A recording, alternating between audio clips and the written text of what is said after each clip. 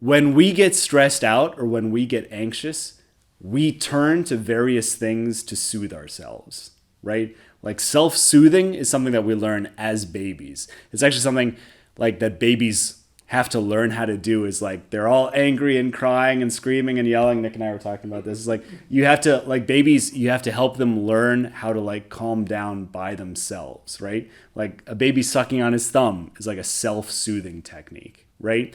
It helps them to calm down and relax. We all have self-soothing techniques. It could be like watching TV.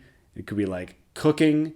It could be like playing, Call of Duty Modern Warfare 2. It could be any number of things. But like we have ways to kind of calm ourselves down. The problem is that some of the ways that we can calm ourselves down can be extremely addicting and destructive.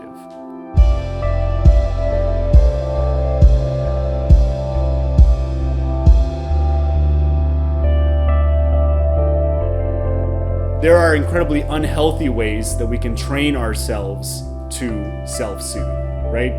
For example, alcohol. When I get stressed out, like I pour myself a giant, like vodka Red Bull and I go to town and that helps me calm down, right?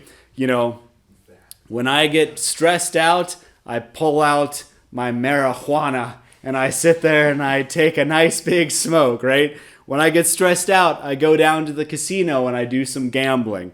When I get stressed out, I turn to pornography and masturbation to help me calm down, right? I turn to shopping. I turn to CrossFit, apparently is a thing, right? I turn to I invest myself more deeply in my job, in my work. I turn to video games, right? And the problem is that we can start out in those things where it's like, no, I gamble $20. It's not a big deal. Or I play Call of Duty Modern Warfare 2 for a half hour. It's not a big deal.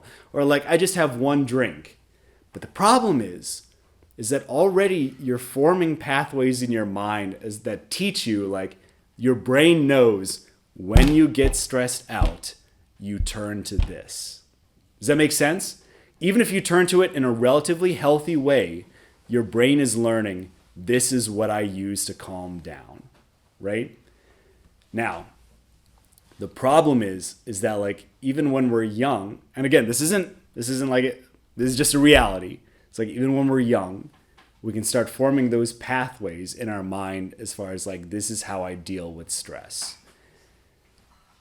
What happens when you experience more stress than you've ever experienced before? What happens when you experience anxiety on a nonstop basis for a couple months? What happens when you have a new job? What happens when your relationship with your spouse starts to get a little bit rocky and go through trouble?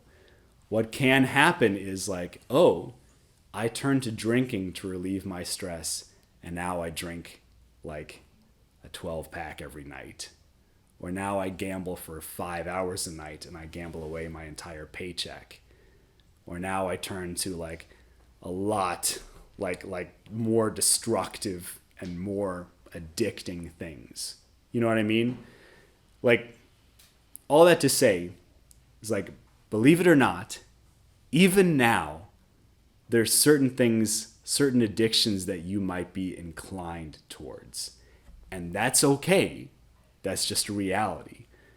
But the problem is you have to kind of be aware of those things and aware of your spouse's thing as turning to this is a very bad idea. Does that make sense? And again, it can be regulated. It can be under control. Having a drink every night to cool down. My grandpa did that every evening. When he got home from work, my grandma had made a martini for him, right? Something classy about that. I don't know. Or playing Call of Duty or shopping. It's not necessarily destructive. But there are other things, pornography. There are other things, drugs, that are going to be immediately across the line. And there are things that even good things in moderation that we can amp up in a way that's incredibly destructive. And so like that's something that we should be aware of in ourselves and in the other person. Again, not as something to like freak out about or be super like worried or anxious about, but just to like, that's something to maybe keep an eye on. And even now start training yourself. You know what, instead of a nice martini, maybe I'll just make myself a nice cup of tea or something like that. Like start trying to find those healthy ways for yourself and for your fiance, boyfriend, girlfriend to like build healthy ways to deal with that stress. Like ultimately, what you should be doing is turning to each other. Like, and you should be building up the relationship so that you can trust each other even in the midst of that. Does that make sense? Like, so when you get stressed out, so when you get anxious, instead of turning to the Home Shopping Network or down to the Miami Valley Casino, like you turn to each other in a deeper relationship.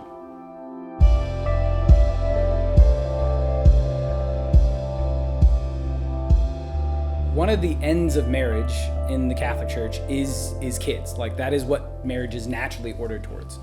And so with that, there's going to be questions that is good to talk about. Father mentioned some of them earlier, but whether or not you're going to send your kids to private school or public school.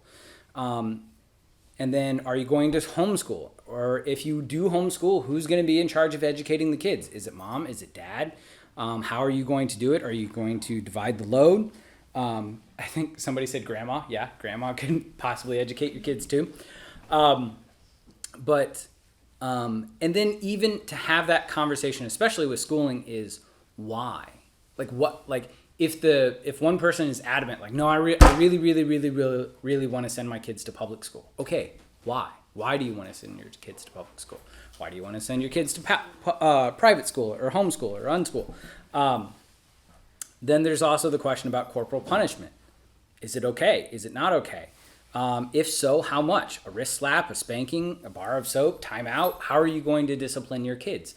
Because this is an important thing. I actually had a friend who his marriage broke up over this very reason. I mean, granted, there's a lot of other reasons too, but like that was the crux of what it was, is they didn't agree with how to discipline their kids. Are you going to be lenient or strict? Are you going to tend to be the kind of parent who is like, whatever, kids will be kids? Or are you going to be the kids like, no, they can't do any of this? Which kind of brings into the issue of like risk versus a protectiveness parent. So, the helicopter parent who wants to be involved in everything that their kid does, or the snowplow parent who eliminates all barriers from their kid's life. And it's be like, wow, life is easy. Be like, oh, you are in for a sad awakening.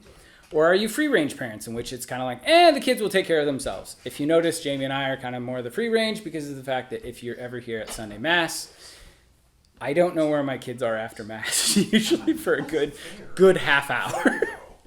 But I'm like, hey, it's fine. And not to mention, too, is the recognition of where does that position come from? Why do you think that you're going to parent that way? So the question about what you're going to do with your kids is important. Even the question about sleepovers. Will you let your kids do this or will you not? There is that debate as well. Or even lifestyle. So, and this is absolutely hilarious, and you don't get this until you actually become a parent, but expectation versus reality of lifestyle, particularly with diet. You might be the person who thinks, I will never feed my kid chicken nuggets. That is disgusting. It's just processed food. It's horrible. And then you end up feeding your kid chicken nuggets, 7 days a week because life happens. So with that, but the question of diet, what do you think is important? What do you think are the things that need to happen in how you raise your kids, but also how you eat? Exercise. Do you encourage your kids to have physical activity? Do you encourage physical activity amongst yourselves apart from sports? Because sports isn't the only way of being physical. But then sports. When do you start your kids? How important is it? What is the point of sports? So why are they getting involved? Because one parent might be like, oh, hey, my kid's going to be an NCAA all-star. And the other person's like, I just wanted them to learn hand-eye coordination. So the question of what does it come down to? And then also even health. So have you talked about vaccinations, whether you're going to vaccinate your kids or not? If so, what kind of vaccinations? Are you okay with all vaccines? Or are you not okay with all vaccines? And so again, as Father has iterated multiple times, these are not deal breakers. These are not red flags. These are not any things of saying like, oh, you guys disagree about this? Well, you guys got to break up. No. There's plenty of times in which it's just to be cognizant of what's going on in the relationship and how do you handle that when it comes. So it's like, because if you know what's going to happen before it does, you have a better chance of handling it well.